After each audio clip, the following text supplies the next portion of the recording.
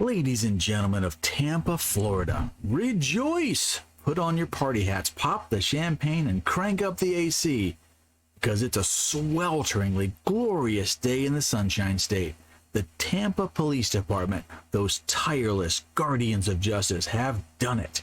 They've nabbed a suspected serial killer. That's right, folks, a real-life boogeyman yanked off the streets to make our cities safer. Give yourselves a round of applause for surviving another day in paradise. My name is Sirius. This is Unfluenced.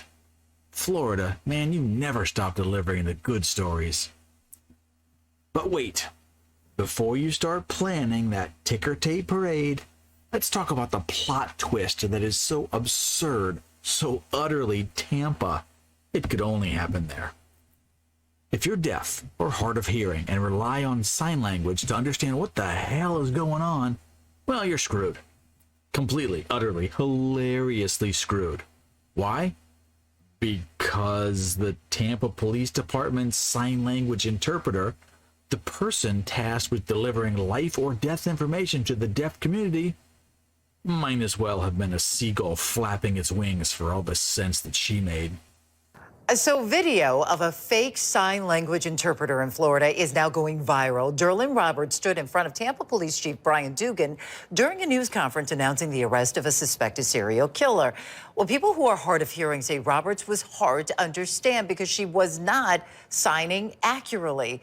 Chief Dugan says Roberts showed up to offer her help, so he accepted. Now, police say this was not a crime, but an ethical violation. Roberts does have several fraud arrests on her record. Behold, the star of our show, Tampa's finest, air quotes, sign language expert. Spoiler alert, she's not an expert. She's not even a novice. She's a fraud so blatant, she makes snake oil salesmen look like Nobel laureates. This woman, whose name I won't even bother butchering because she doesn't deserve the airtime, was caught on camera during a press conference about the serial killer arrest, signing what can only be described as absolute gibberish. Imagine a monkey after a 3-day bender trying to communicate quantum physics. That's her level of competence. Her hands were moving, sure, but they were saying nothing, unless random finger wiggles is the new ASL for "we're all doomed." Now you might be thinking, okay, come on, she had an off day, maybe she forgot her lines. Oh, sweet summer child, no, this wasn't a one-off. This was a performance so bad it's gone viral, with actual ASL interpreters across the country clutching their pearls and screaming, "What the actual hell is this?" The deaf community, rightfully pissed, pointed out that her signing wasn't just bad, it was non-existent. It's like hiring a brain surgeon who thinks a scalpel is a type of salad fork. And yet, there she was, front and center, representing the Tampa PD, flapping her hands like she's auditioning for community theater of Birds Gone Wild. Accused of signing total gibberish. This time it was at the police news conference announcing an arrest in the Tampa serial killings. We will be charging 4 counts of first-degree murder. Standing off to the side, apparently translating every word, this woman. We received over 5,000 tips in this case. But it turns out much of what she was signing was nonsense. She waved her arms around like she was singing Jingle Bells, says one outraged sign language expert. The woman, identified as Derlin Roberts, has a string of arrests for fraud. So how did she come to be translating at last week's high-profile police news conference? I just didn't ask enough questions. Let's pause for a second to appreciate the stakes here. A suspected serial killer is off the streets. That's big news. Lives are at stake. The deaf community deserves to know what's happening. They deserve to feel safe and to understand the details of this arrest. Instead, they got this. A human equivalent of a Google Translate fail. Imagine tuning into a press conference, expecting clarity, and getting a mime routine from a fever dream. It's not just incompetence, it's betrayal. A slap in the face to every deaf person in Tampa who trusted the police to keep them safe and have their backs. Now, I know what some of you are thinking. This smells like a DEI hire gone wrong. Oh, we're going there. Yeah, we're going there. Look, I'm not saying it is a diversity hire, but let's be honest. She checks a lot of boxes. And in today's world, where qualifications sometimes take a backseat to optics, you can't help but wonder, did anyone at the Tampa PD bother to ask, hey, do you actually know sign language? Or were they too busy patting themselves on the back for inclusivity to notice she was faking it harder than a reality TV star's tears? Here's the kicker. This isn't just a funny oopsie. It's not haha, Tampa hired a clown kind of a moment. It's a breach of trust so egregious. It makes you question everything about how our system operates. Did anyone vet this woman?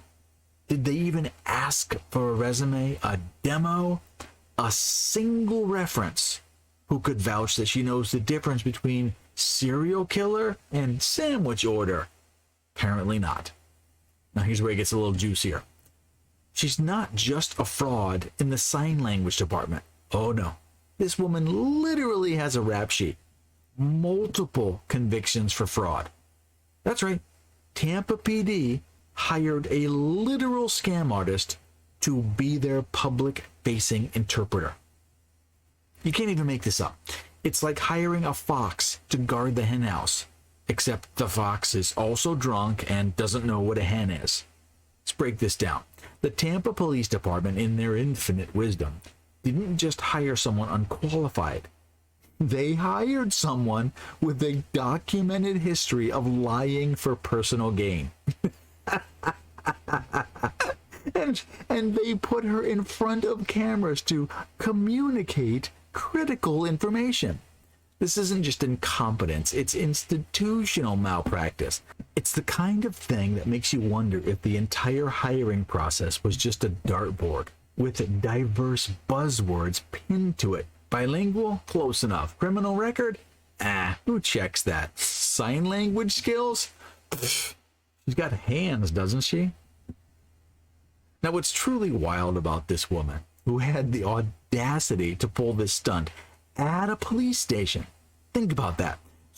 She walked into the heart of law enforcement, looked around, saw all the badges, all the handcuffs, and she thought to herself, yeah, I can scam these guys. That's not just confidence. That's a level of fearlessness that only comes from knowing the system is a paper tiger. Criminals like her are not afraid of consequences, because frankly, there aren't any.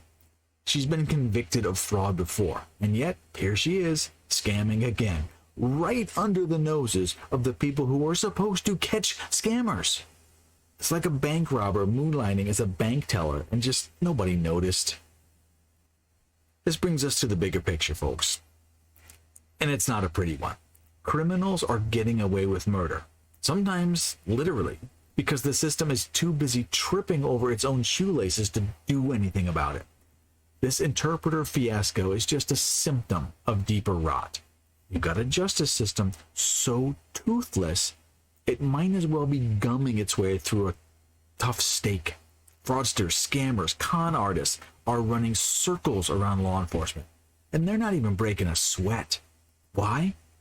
Because they know no one's going to stop them. They know the system is more interested in looking good than being good. And why not? Let's talk about why this isn't a crime. Now, you'd think that faking your way into a critical public safety role would land you in hot water, right? No, wrong. Apparently, in the great state of Florida, you can waltz into a police press conference, pretend to be an interpreter, confuse an entire community without so much as a slap on the wrist. It's not illegal. It's not even a crime to be a fraud in this context. It's just embarrassing. Now, Tampa PD immediately issued a statement saying they're, quote, reviewing their processes, which is code for we'll pretend to care until you forget about it. Meanwhile, The deaf community is on high alert. They've been left high and dry. The rest of us are wondering how many other imposters are out there, interpreting our emergencies. This whole debacle raises a question. What the hell is happening? How did we get to a point where a convicted fraudster can scam her way into the police department? And not only that, but into the police department's inner circle. The answer is simple. Accountability is dead. Consequences are a myth. Criminals know it, and they're laughing all the way to the bank. Or in this case, all the way to the press conference. Our justice system is so bogged down by bureaucracy, politics, and self-preservation that it's forgotten how to do its job. And the result, a serial killer gets caught, sure. But all the headlines are about a fake interpreter making a mockery of the whole operation. Let's not kid ourselves. This isn't just a Tampa problem. This is everywhere. Criminals are getting bolder because they've figured out the game. Slap on a smile, check a few boxes, boom, you're golden. The system doesn't care if you're qualified, honest, or to be direct, doesn't even care if you're remotely competent. It cares about appearances. It cares about avoiding lawsuits. It cares about not rocking the boat. And while the powers that be are busy covering their asses, the rest of us are left to deal with the fallout. Whether that's a serial killer on the loose or a fake interpreter turning a press conference into a tragic comedy. Here's the ugly truth. Criminals have nothing to fear anymore. Not the scammers, not the fraudsters, not even the ones bold enough to pull their cons in the heart of a police station. They know the system is too broken, too distracted, too spineless to hold them accountable. And it's only going to get worse until something changes. Unless we start demanding competence over optics, accountability over excuses, and consequences over press releases. We're just rearranging deck chairs on the Titanic. The Tampa PD interpreter scandal isn't just a funny headline, it's a warning.